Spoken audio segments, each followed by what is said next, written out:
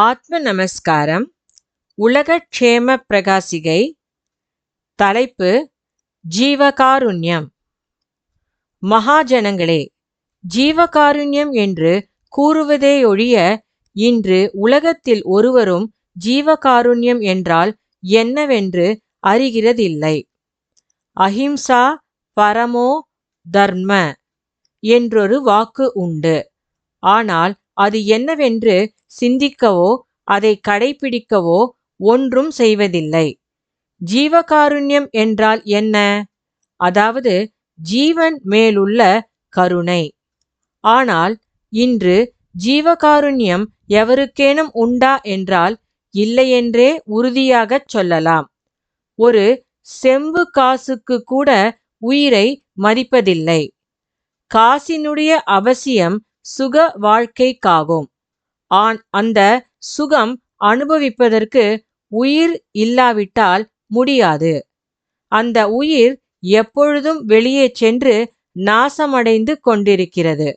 நம்மிடம் ஒரு காசு உண்டுமானால் அதை மிகவும் பத்திரமாக ஒரு பெட்டியில் வைத்து பூட்டி காத்து வருகிறோம்.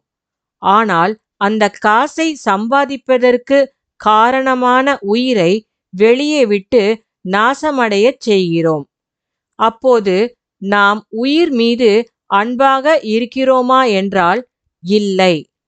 அது மட்டுமல்ல, ஒரு குற்றமும் செய்யாத உயிரை துன்பப்படுத்தியும் வருகிறோம். உதாரணமாக, ஒரு புதரில் ஒரு எலி இருக்கிறது. சில வீணர்கள் சேர்ந்து புதரின் வாய்ப்பக்கம் தீயிட்டு உள்ளே புகையை செலுத்தி அடைக்கிறார்கள். அப்போது எலி உள்ளே இருக்கவோ அல்லது வெளியே வரவோ முடியாமல் தவிக்கிறது. அதுபோலவே உயிர் நம்மில் ஓரிடத்தில் நிலைத்து நிற்கிறது. நாம் பீடி, சிகரெட், சுருட்டு, கஞ்சா முதலிய லாகிரி பொருள்களிலிருந்து புகைப்பிடித்து ஏற்றி உள்ளே இருக்கின்ற உயிரை துன்பப்படுத்துகிறோம். இது துன்பமென்று முதலில் புகைப்பிடிக்கும் போது தெரியும். முதலில் புகைப்பிடிக்கும் ஒருவர் திருப்தி இல்லாமலே இதை செய்கிறார்.